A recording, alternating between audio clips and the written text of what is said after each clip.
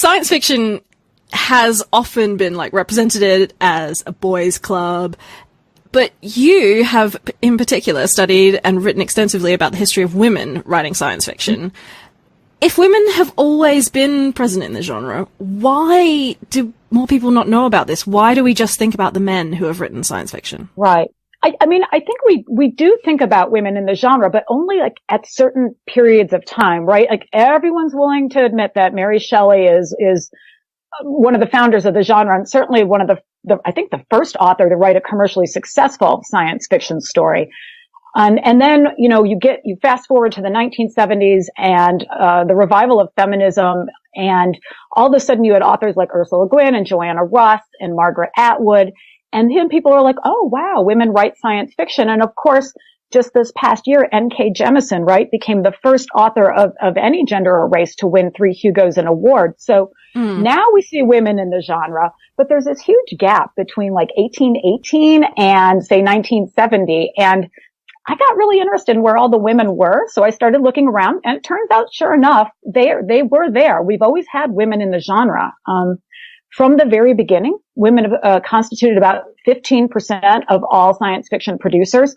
And we know that by the time they started doing readers' polls in the 1940s and 50s, that women counted for at least 40% of the readership as well. And today, I'm not sure where we are in readership, but I know that the numbers of women in science fiction have doubled. So we're at about 35% now.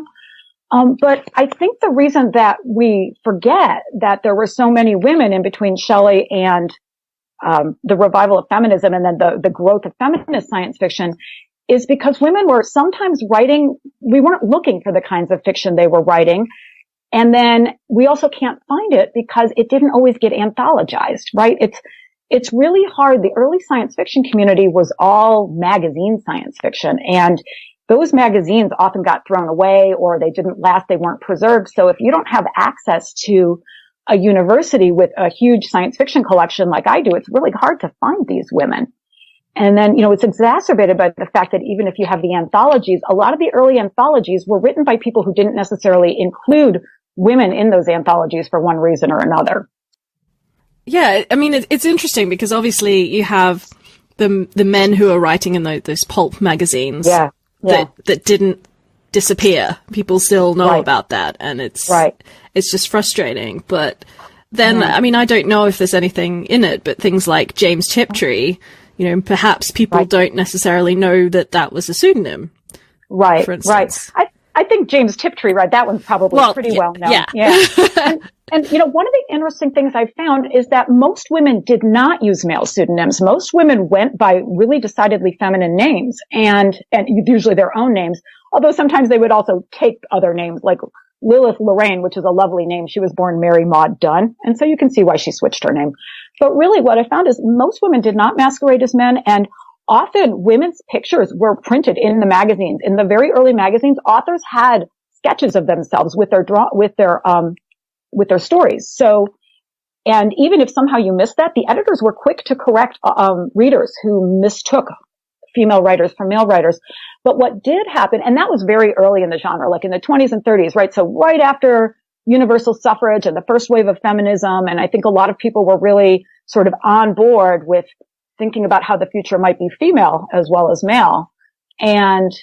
But then in the late 30s and 40s, you have this huge backlash against feminism. And that's the time when the first science fiction anthologies are being put together. And those were put together by a younger group of men who really, you do find, kind of participated in that feminist backlash rhetoric, right? John Campbell, who swore that no woman could write science fiction, even though he'd been publishing in the same magazines as women did. That's how Judith Merril got her start in her career. He told her no woman could write a story. And she said, yeah, I bet I can write a story. You'll like it so much. You'll beg me for more. And that's exactly what happened, actually.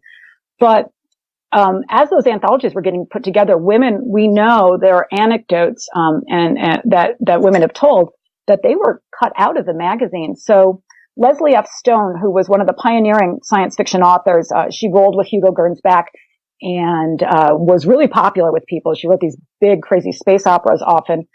She had been invited to include a story in one of the first big science fiction anthologies, and there was supposed to be a party for everyone who was going to be in the anthology. And she was sick and she couldn't go. So she sent her husband.